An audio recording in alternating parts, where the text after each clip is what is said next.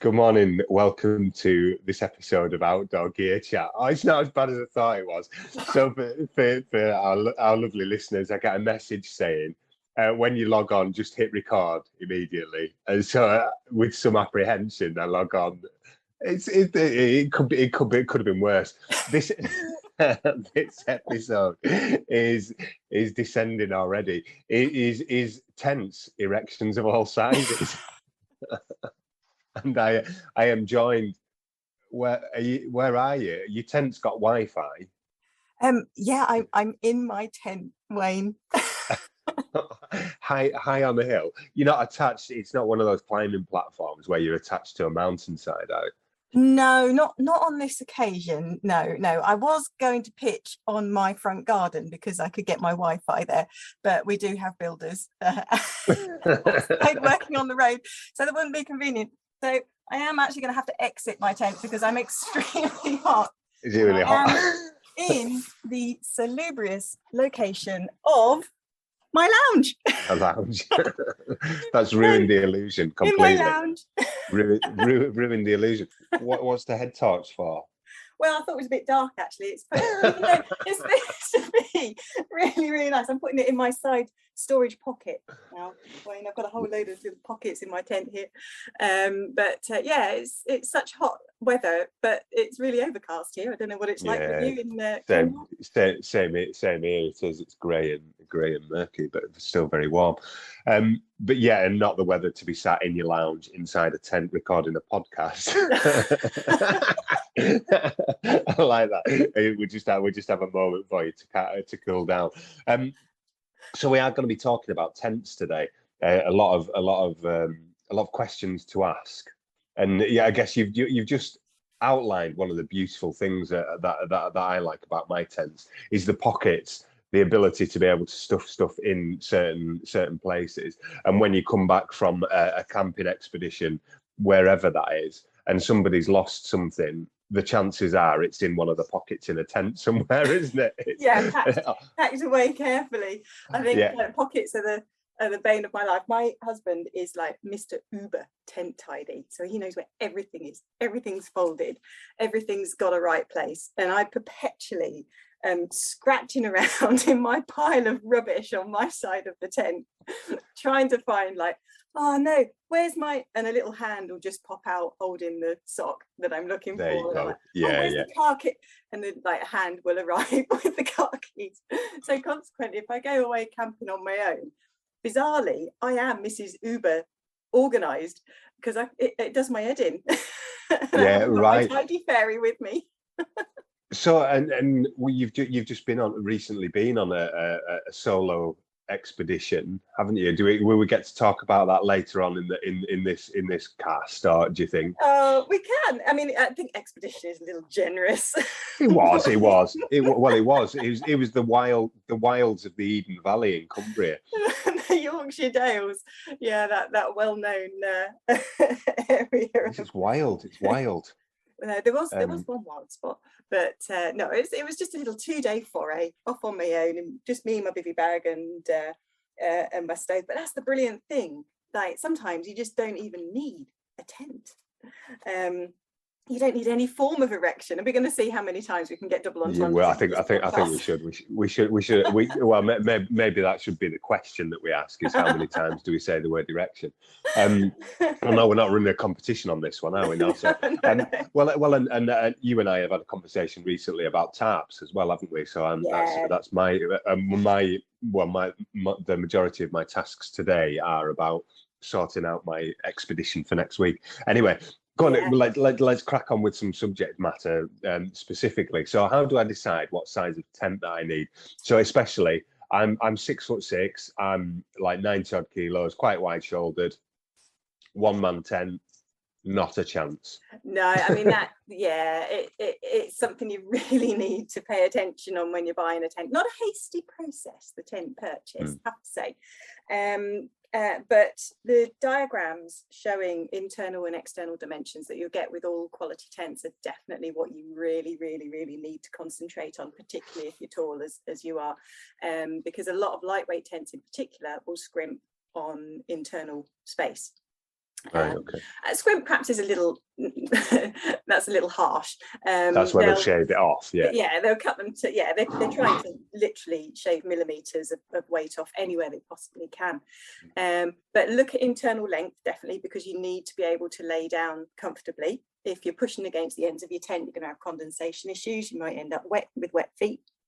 A cold head, but not just laying down either. A really important measurement is the height, the internal height. So for example, if you're stuck in a tent in a storm and you can't sit up with your head straight, I can actually in this one here, because it's an expedition tent purely designed for that purpose.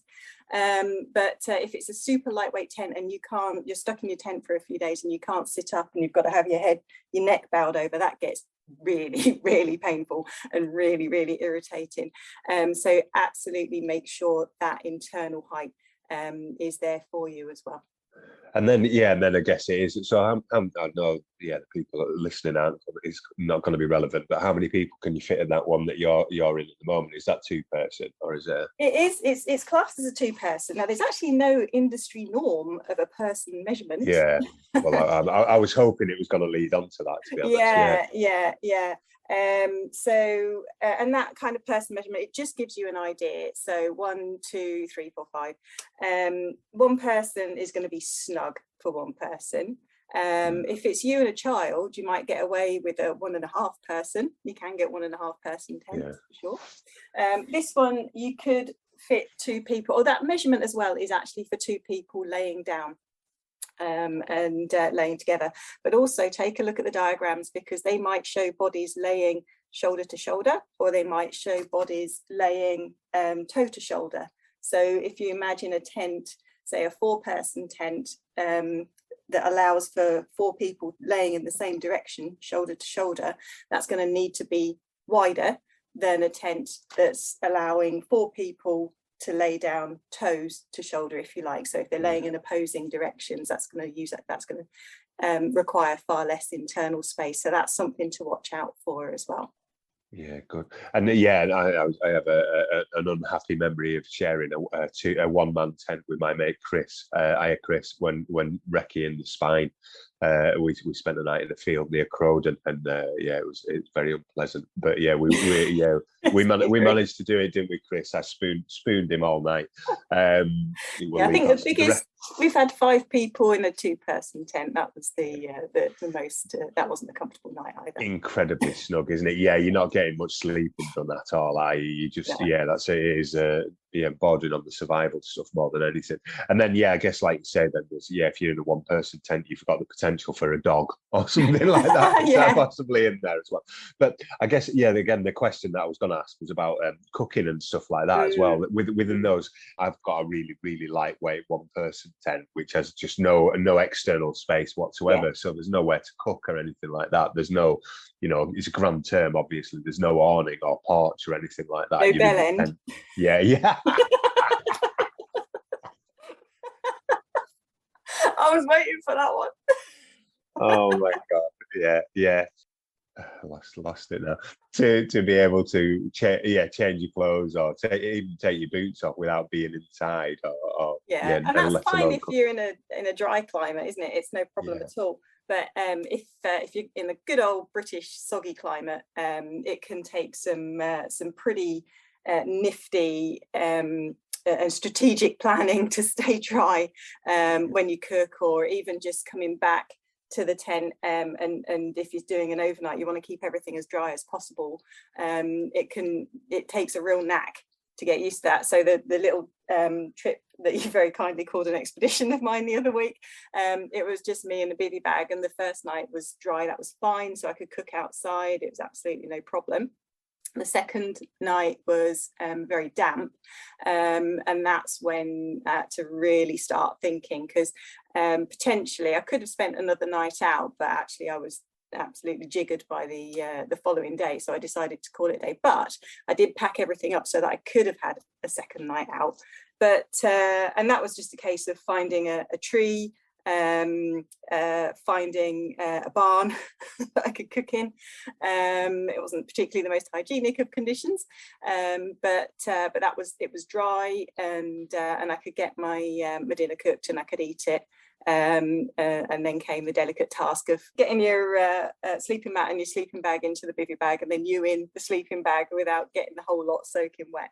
Had to dig deep into some memory reserves there, but managed to do it. Had a very comfortable night. Were it not for the local church, I just settled down to sleep, and it was bell ringing practice. Brilliant, yeah. Yeah, no consideration for these bell ringers.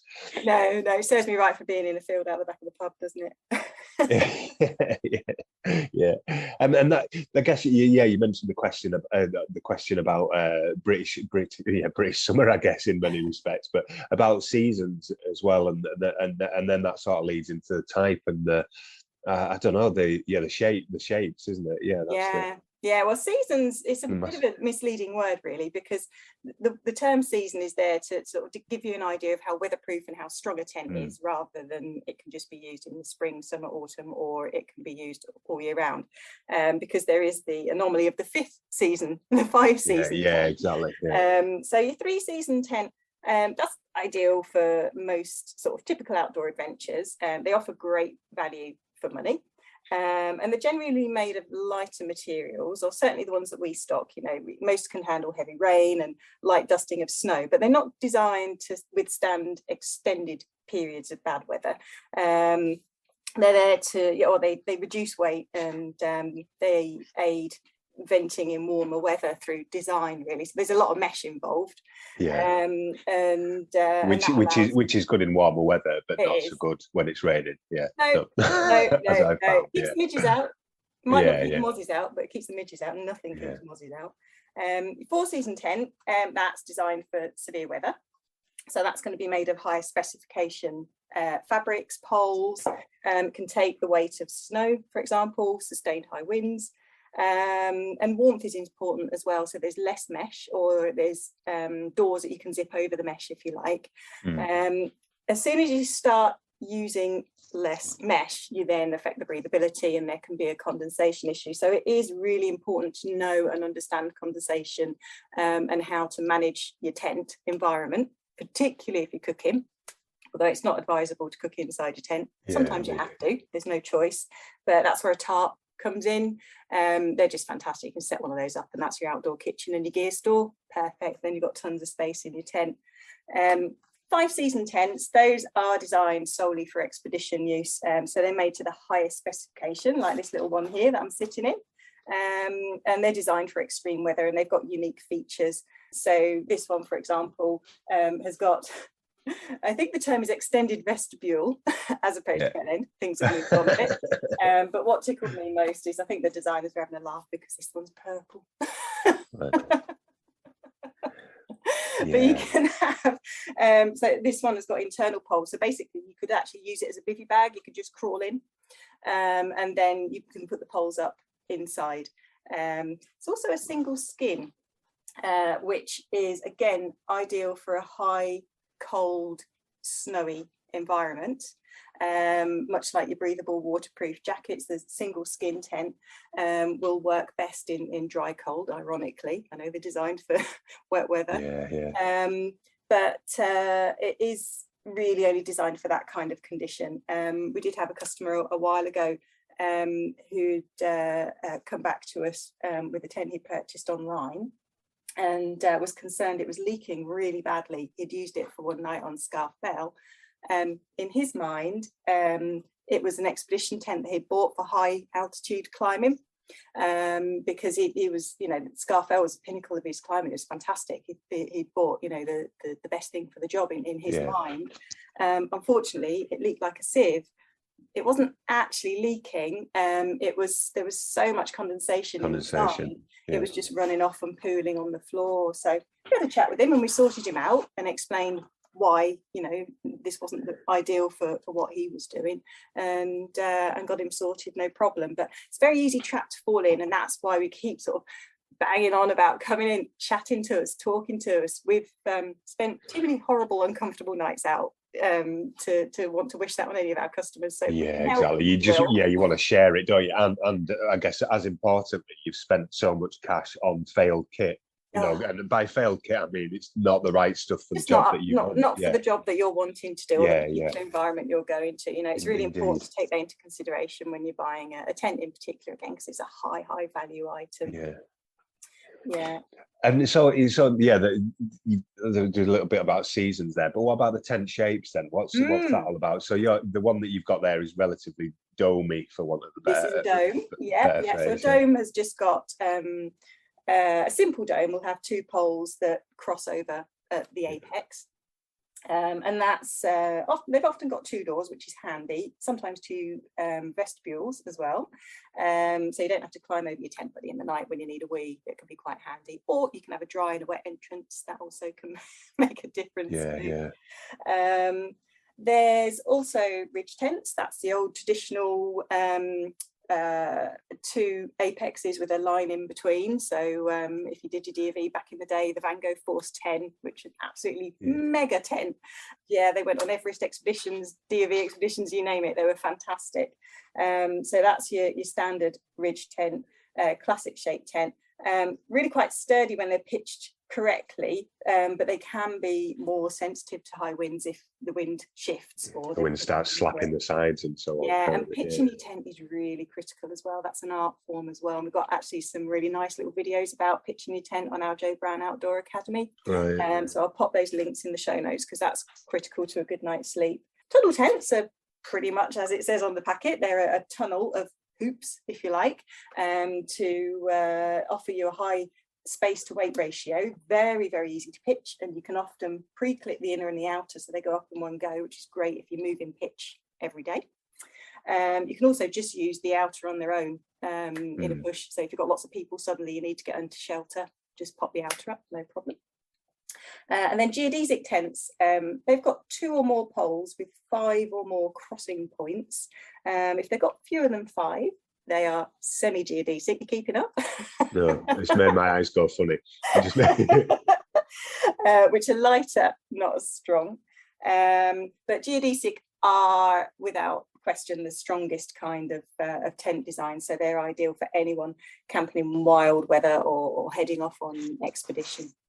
And I guess with that sort of those explanations that you've gone through there, I guess we're talking about the kind of tent where you're carrying on your back and there's a few of you going to be sleeping in it, rather than a family camping expedition somewhere in Snowdonia or the Lake District or something like that. Because the whole pole thing then just made me think, hang on a minute, well, what about the like air beam technology is just phenomenal now for camping holidays. It's blown my mind a few times I've seen that and used that. You just like pump them up and suddenly there's a tent there ready for you, rather than faffing with poles. So we're at the sort of moving with it in a backpack style tents. I mean, you've got the whole family camping and the glamping area of tents is mind-boggling. A whole other world. I mean, we've embraced that as a family, I have to say. What a surprise.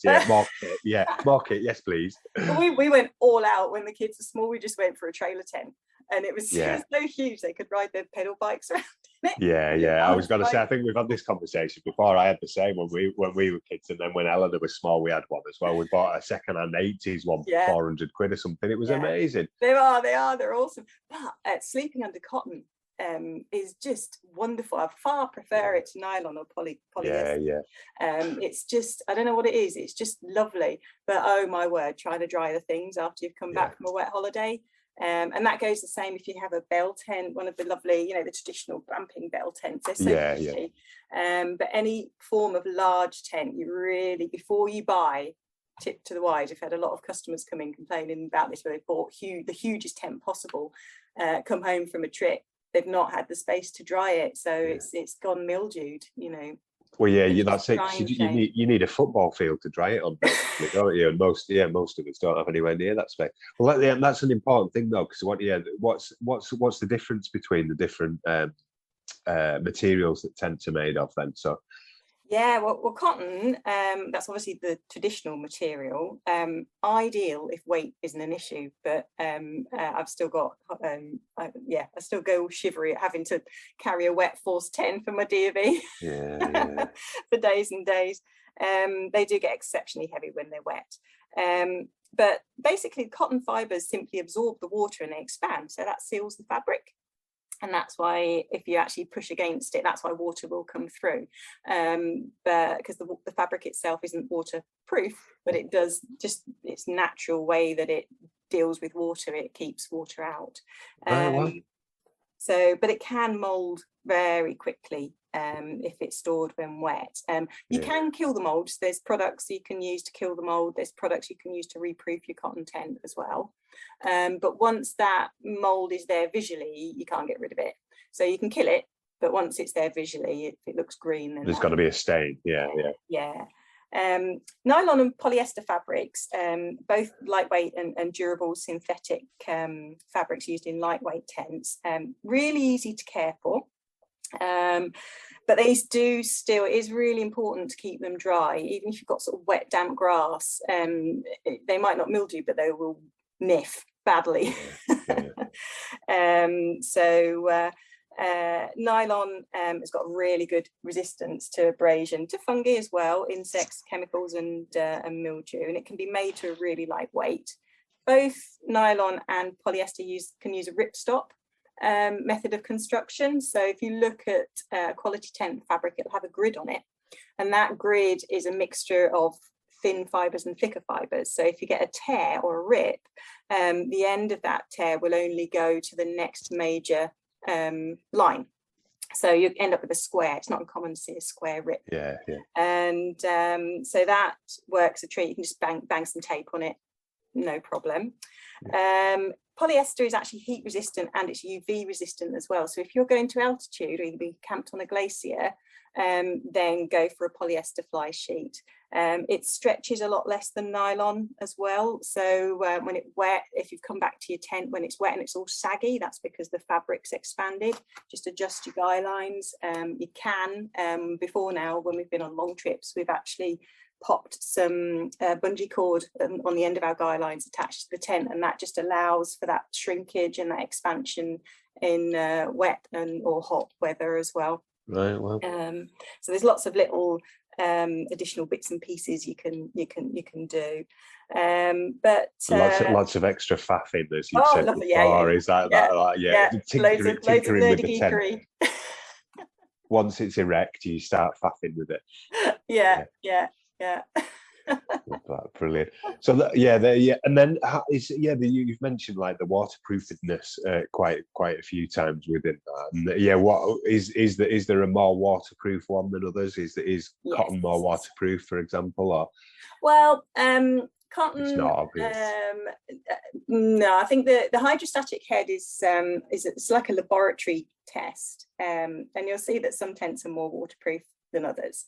It's the age old, the higher quality the item, the more water it will keep out, and you'll find the hydrostatic head quoted on the ground sheet should be a lot higher than the fly sheet, because obviously a ground sheet you're going to be sitting, there's pressure pushing down into the ground for water to come through. So you've got your fabric and you've got the chemical coating on the back of the fabric that acts as the barrier for water. That is what your waterproof fabric is. The hydrostatic head measures the pressure, if you like, of water when it might push through that fabric. So the thicker the coating, the higher the hydrostatic head. And but of course, the thicker the coating, the higher the hydrostatic head, the lower the breathability, and that's where condensation issues can come in. So it's really important to look at the hydrostatic head measurement to give you an idea of the waterproofness of the fabric, but you also need to check the quality of this the taping on the seams as well, because that's your weakness, that's where water's going to come through. Some tents, I'm not too sure if this still happens, but years ago you used to get mat pack tents in particular, and they used to be shipped with a seam sealant, and you had to, when you got your tent, you put it up and then you sealed your seams when it arrived. To be fair, I don't know if that's still the case, but you can buy seam sealant. So if your tent's a little old, and you're going out on a trip, you don't want it to fail, you can just put it up, splodge it on all your seams, get them lovely and sealed, and that will just make sure your tent is watertight. So if you've got water coming through somewhere, you can use tape or you can use seam sealant. And there's also proofing agents as well for nylon and polyester tents too. Well, and that whole conversation there, that line of conversation is exactly the same to me as with your waterproof jackets, isn't it? Your tent does need maintenance. It does need that re-proofing on a regular basis. It does need that, oh, hang on a minute, where's that water coming from? Is it condensation, or have I got a problem somewhere else? Yeah. And what sort of tape would you use on it then? Is it? There's all sorts. I mean, we've got a little section in each of our shops, and we sell tape, we sell zip pullers, we sell buckles, we sell. We've got so many tent spares. It's impossible to keep up. Sliders, you name it. We've almost certainly got it. If it's not on the website, give us a call or drop into the shops, and we'll find something that can do the job. And poles as well. If a pole breaks, often a tent will come with a little emergency pole sleeve. You just put that over your brake, tape it up. It means you can spend a night out. You can get down to the shop and you can get a replacement pole section as well. Just because part of your tent breaks doesn't mean you have to bin the whole thing. It's almost certainly something that can be done to help repair it, keep it out of the landfill for as long as possible, and just keep your investment working for you for as long as possible as well. Well, no, and then you get it's that bizarre thing with all kit, isn't it? You get that attachment to your tent because it's like Trigger's broom, isn't it? Trigger's broom, was it Trigger off it? Yeah, for all the Fools and Horses. It had so many different heads and so many different handles for it. But it is. You've replaced so many bits but it's still your tent. Well, they have their own smell as well. When I got this one out, I mean, we haven't used this for a long time, but when I got it out, I was just transported straight away to our high camp. It was not far off, 5,000 meters, the absolute silence of the Himalayas, the snow, sitting there with just massive grinning on our faces, feeling awful, but just looking out at the vista that was in front of us that so few people ever see. And the sunset was just exquisite. And all that just came back when I just kind of smelled. I like that. Go on, have a sniff. Have a sniff. You don't seem desperate to have another sniff. But and poles then. Poles are poles. Yeah, I mean, I guess everyone or most people will just go with the pole that comes with the tent as well. But there's different strengths of poles. There's going to be different different properties that the pole has, which you might or might not want, I guess, in some respects. Yeah, I think, I mean, it normally depends on the quality of the tent that you're looking at. A lot of basic tents will have a fiberglass pole, which, they do the job, but they're not up to sort of sustained high winds. But they do provide the structural support for your tent. There is a huge amount of science involved in creating them. But your fiberglass poles are there as the most sort of cost-effective option. They're not as strong as aluminium or carbon poles. Some aluminium pole manufacturers like DAC, they make a lot of poles for a lot of lightweight tents that we sell, but they make aluminium poles with a more environmentally friendly anodization process, eliminating some of the major toxic chemicals as the anodization liquid is reused. So that's an environmental positive. And aluminium poles offer fantastic strength, but they are generally heavier than carbon poles, which are sort of just making an appearance. High quality carbon poles, they've got a layered construction, making them extremely strong, very, very flexible, and they're the lightest option. So they're like the Gucci poles of the oh right, okay, right. Yeah. So if I was wanting to replace my tent poles generally, where would you recommend that I went to? Is there somewhere that you'd think, well, I'd go to? I always see, is it LSR down in Lancashire that do loads of kit repairs and stuff like that? They do kit repairs. I'm not sure they sell. If you need a pole section, we sell them. Right. If brilliant. you need a full set of poles, if you've lost poles for your tent, perhaps, then very you careless. can get those as well. Right. So we did have a customer whose tent blew away in the wind. It was a geodesic tent, and they didn't do up the zips when they put the inner up. The wind just took it, and off it went. It literally went. They lost it in the clouds. Yeah. That was £500 worth of tent 20 years ago. just disappeared into the distance. Yeah.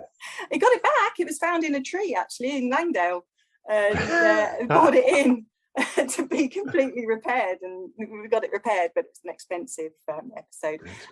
Yeah. If it's a note to all listeners, when you're putting your geodesic tent up, make sure it's pegged.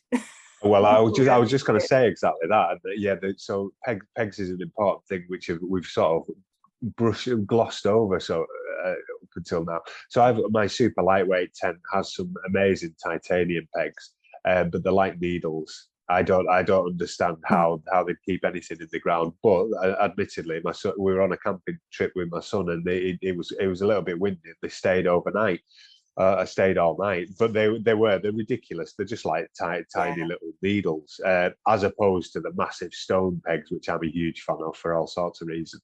And that, I guess, not all tents are going to come with the amount of pegs that you need to fully peg down that tent, are they? No. Again, it's manufacturers design and make their tents, but they've no clue where you're going to pitch your tent over your tent's lifetime. So you'll find that you may need to add to your collection accordingly over time. We stock over 30 different types of tent pegs, everything from the little 2-gram titanium ultras that you were just describing, right through to steel nails that can be hammered into like the red Gras campsite pitches favoured on the continent. We've got triangular ones, we've got swizzly ones, V-shaped ones, Y-shaped ones, T-shaped ones. There's stakes for camping in snow, there's shovels for camping on sand. Where you're going deciphers what peg will work best for you, and it probably won't be, if you're going somewhere specific, it probably won't be the ones that came with the tent. Just add to your collection with glee. And sooner or later some of them are going to get bent anyway, aren't they? So it's well, except the massive fat stone beasts that we have. The care, so you've mentioned tent care and storage as well. So what's the best way to store your tent? Well, it's kind of going back to when you were camping with school or scouts or guides. It's remembering that it is really the basic camp law, keep your tent dry, keep it aired, wipe it clean of mud and grass on the underside, make sure that's dry too before you pack it away. Empty your pockets inside your tent. Nobody wants to unroll your tent in the summer to find last year's cereal bar minging and stuck together in the corner. Sometimes there's just no way back from that. So empty your tent. It's just keep it dry, keep it clean, keep it stored somewhere dark and dry. And it'll last and last and last. This little one here has been used on a couple of different expeditions, and it is 25 years old. I did a sort of a solo trip a couple of years ago, and used my original Saunders space packer made in the UK. That's touching 32 years old. Only now it's been relegated to lovely weather use now because it's getting a bit delicate in its old age, but I can't bear to get rid of it. Bless, bless. One of the things that you mentioned about the one that you're sat in at the moment was the purple. And why would colour of your tent be important to colour out and about? Sorry, colour's vital actually. So if you're on a trip and you just want to blend in, you don't want to be seen, maybe you're doing a bit of wild camping, maybe you're just in an area where you don't want to stand out, green is the way forward. But if you're stuck in that tent for any form of time, it can be quite dull and dark and quite depressing. We had our favourite tent actually of all time, a Wild Country Hyperspace, and we had one of those in yellow and grey, and it was so cheery even on a wet morning, and it was still nice and cheery inside, and you're just like, oh, it's a bit rainy, oh well. Off I go. Okay. It just lifts your mood. From a safety point of view, if you're camping in harsh weather conditions, then an orange or a red high visibility colour means that you can find your tent, which can be exceptionally important if you're coming back down after a hard day, and if you're in snow conditions or blizzard conditions, having that red and that orange as high visibility to guide you home is imperative. Yeah, or I guess other people can find you if yes, absolutely if needs be. Yeah. So loads and loads of exciting things to talk about with tents. We could go on and on and on and on. And as you mentioned, there's stacks of stuff in the stores. So if you are looking at buying a tent, but feel free to go along and have a chat to your staff. Yeah, we can help narrow it down. We can pop tents up so you can see them. There's loads of additional information in the knowledge section on our Joe Brown Outdoor Academy. There's sort of, if you are shopping for a tent, key questions to ask yourself: where am I going? When am I going? What terrain will I need to pitch on? That'll answer your questions about shape and what sort of season you need, what sort of additional things you might need to buy, like pegs. Do you need a footprint, which is like a ground sheet protector? Those are worth their weight in gold, because it's just a piece of fabric you put underneath. You can make one if you want out of a piece of old plastic bivy bag, or you can buy one that's ready made and it fits the entire thing and clips into your poles. Ground sheet is obviously a very expensive part of your tent, and that will work to protect it and you can just replace that from rocks or indeed mould. We had a mole try and dig up underneath our lovely hyperspace. We hadn't had it very long, and we had to someone woke up, what is that? And the thing was trying to push up underneath the tent, and its little claws scraped holes in our ground sheet. Oh, nightmare. Absolute nightmare. Yeah, that was depressing. So you can get gear lofts as well, for like my husband and I. He's super tidy and I'm not. We just have a gear loft that clips up in the roof of the tent, and anything that I've lost he normally finds and puts it up there. So that's where I look first. Oh, one top tip actually with poles in particular, they are shock corded. The temptation is to just sort of throw them out so that they just click together themselves very quickly. That can over time cause stress fractures, and you'll need to replace them. So if you do actually take the time just to place your shock corded poles together, I'm doing a mime here which no one can see, then that will help your poles last for a lot longer.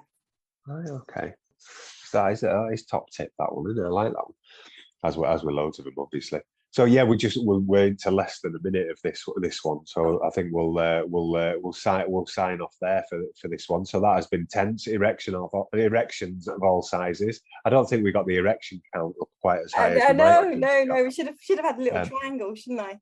Disappointing lack of erections there. But so and everything, you've got buyer's guides on, like you said, on the Climbers Shop and Joe Brown on the websites for tents as well. Yeah, we've got the all of the tents. Our whole range is available on www.climbers-shop.com, and then loads and loads of knowledge on www.joebrownoutdooracademy.com.